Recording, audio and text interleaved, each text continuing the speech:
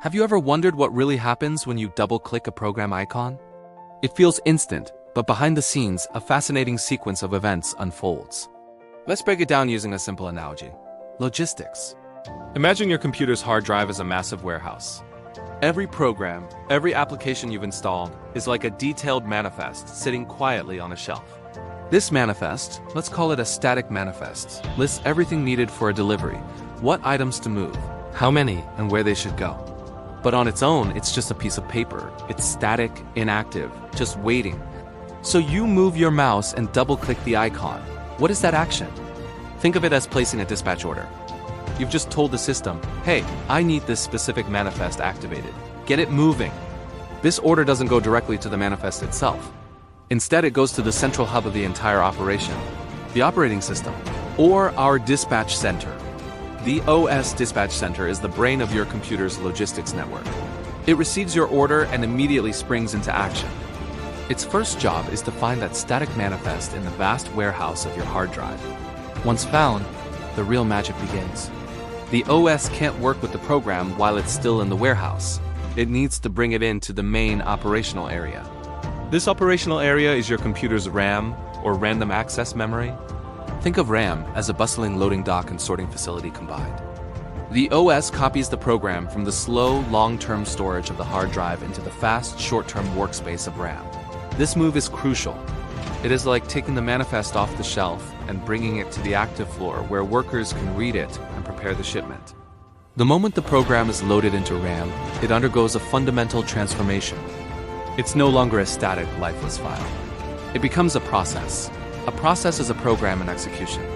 In our analogy, the static manifest has just become a live transport activity. It's no longer just a plan.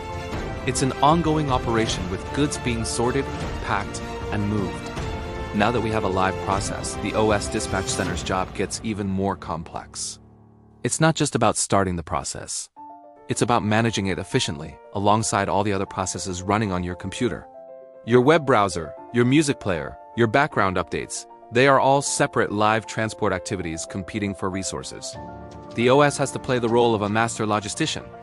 First, it needs to allocate vehicles. In a computer, the main vehicle for getting work done is the CPU, the central processing unit, but there's usually only one CPU or a few cores and many processes that need to use it.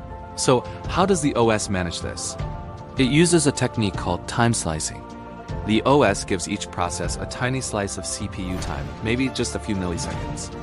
It's like assigning a single delivery truck to one transport activity for a very short period. The truck picks up a small part of the cargo, moves it a little further along its route, and then immediately gets reassigned to another transport activity. This happens so incredibly fast, millions of times per second, that to you, it feels like all your programs are running simultaneously and smoothly. The OS is constantly juggling these CPU time slices, deciding which process gets the truck next based on its priority and needs. But allocating vehicles isn't enough. A good dispatch center also needs to plan the routes. For a computer process, the route is its designated space in memory. The OS is responsible for memory management. It carves out a specific section of RAM for each process, ensuring that one process doesn't accidentally wander into another's territory and cause a crash. It's like giving each transport activity its own dedicated lanes and loading bays on the dock. This prevents chaos, stops packages from different orders from getting mixed up, and ensures every piece of data goes exactly where it's supposed to. The OS also handles all the communication. If a process needs to read a file from the hard drive, it doesn't do it directly. It sends a request to the OS dispatch center. The OS then handles the logistics of fetching that file from the warehouse. If a process needs to display something on your screen, it tells the OS, which then directs the graphics hardware to draw the pixels.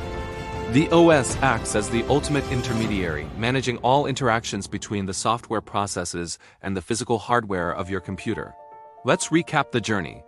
Your program starts as a static manifest on the hard drive warehouse. Your double-click is the dispatch order sent to the OS dispatch center.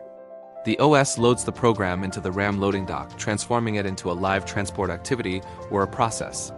The OS then manages this process.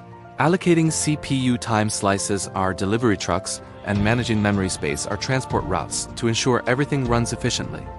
This entire system is a marvel of engineering, designed for maximum efficiency and multitasking. The OS is constantly making decisions, prioritizing tasks, and managing resources to give you a seamless experience. It's the unsung hero that turns a collection of static files into the dynamic, interactive digital world you use every day. So, from a simple double-click to a fully running application, you're witnessing a sophisticated logistics operation in action. The program is located, loaded, transformed into a process, and then meticulously managed by the operating system every millisecond it's running. But this brings up a fascinating question.